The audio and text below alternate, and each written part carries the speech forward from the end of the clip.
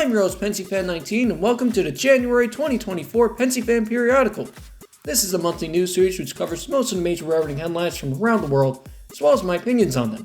We have a lot of articles to go over today, so with that in mind, let's get rolling. First off, we're starting off this episode with not one but two brand new paint schemes, as Florida East Coast released a new official livery for their road engines, along with a Veterans Tribute livery on the GP38. As a striking departure from their iconic red and yellow, this new paint scheme features two-toned blues and grays on recently refurbished engines, with the arrows merging to the front in a similar fashion to Ferromex, which is also owned by Grupo Mexico, the Mexican mining company that purchased FEC in 2017. The Veterans unit also includes the Grupo Mexico logo, while featuring 3 stripes with a few stars, as this unit was likely a one-off, while several FEC Gevos are being painted into this new livery. It is currently unknown if this new livery will be applied to other engines, such as the SD40s and GP38s, but some Floridian rail fans are sad to see the iconic red and yellow of the FEC being phased out. But it starts yet another new era of American railroading in the region, especially as Grupo Mexico is trying to make their presence known to their subsidiary railroads. Speaking of which, here's some interesting news. Amtrak 174 is the first P42 to be repainted into the Phase 7 livery, coming off as a bit of a surprise as it seems Charger is intended to replace the P42s in the coming years, but the livery looks good on the engine nonetheless. LTE dedicated a 480 class to Hungarian scientist Anyos Jedlik. Several freight engines paraded around Germany in protest of upcoming cuts to freight transport by rail. New Zealand has cancelled several rail projects due to rising costs. Both Hatsons and model train stuff shut down. Thameslink is to run a brew train with Samaritans.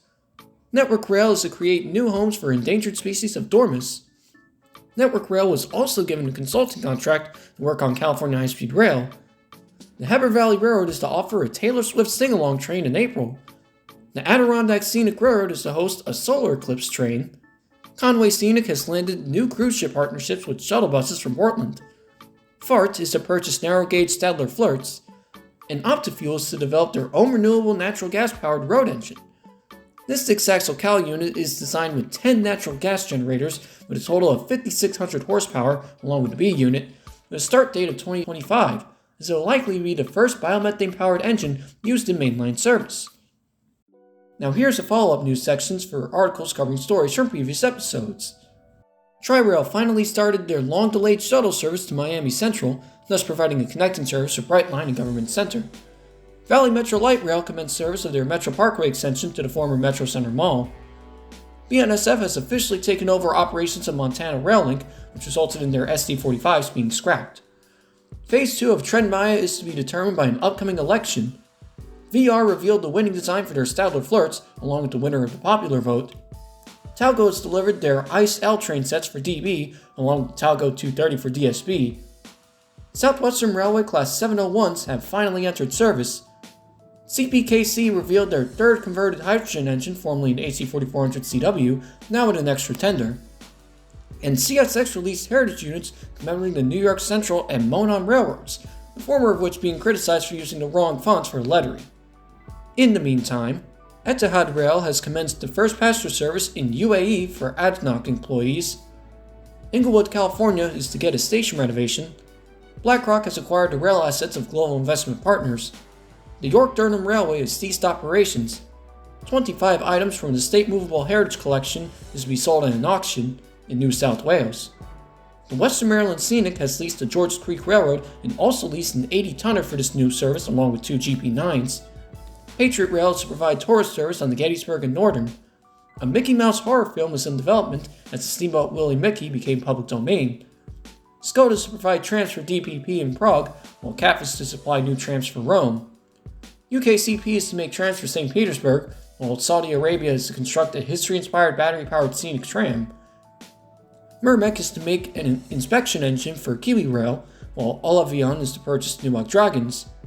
FCEMU is to purchase hydrogen-powered flirts, while Ulsta is to purchase half-bi-level Alstom Caradia Max.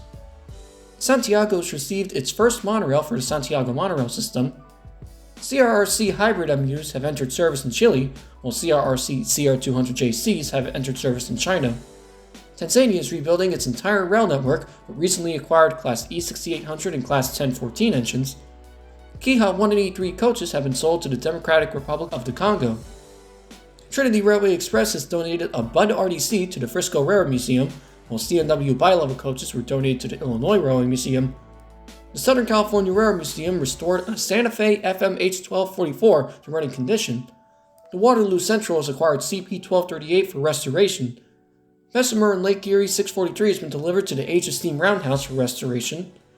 The Promontory NRHS chapter acquired a Rio Grande SW 1200, and the Danbury Railway Museum saved a Boston and Maine SW1 from scrap by raising over $65,000 in a matter of a few weeks on a GoFundMe page.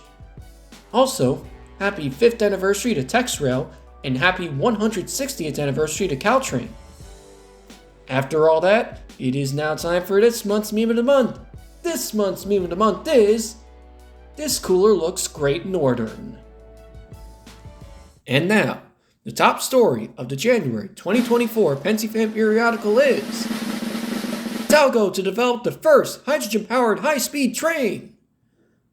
After about a decade of increasing orders of hydrogen-powered multiple units proving themselves on branch lines, we finally have plans for the first dedicated hydrogen-powered high-speed train set for service outside of overhead wires, most notably on higher-speed diesel routes in Spain.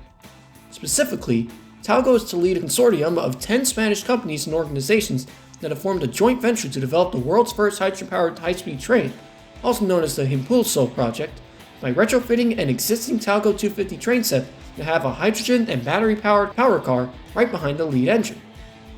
With the relatively rare development of a true high-speed train set that isn't powered by overhead wires, this does raise the question as to whether other high-speed rail projects around the world will try to develop similar projects in order to save on costs on electrification, especially in the US, as well as whether this will also require the use of Talgo's signature tilting technology for potential high-speed routes with sharp curves.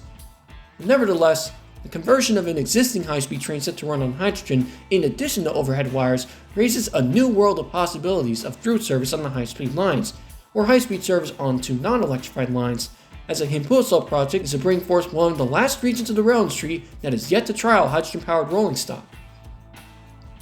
Thank you everyone for watching this month's episode of the Pensyfan Periodical. There have been a lot of rail news headlines for the month, and it will be very interesting to see what the future has in store for all of these articles. Thank you again for watching, and if you enjoyed this video, don't forget to like and subscribe for more. Have a good day.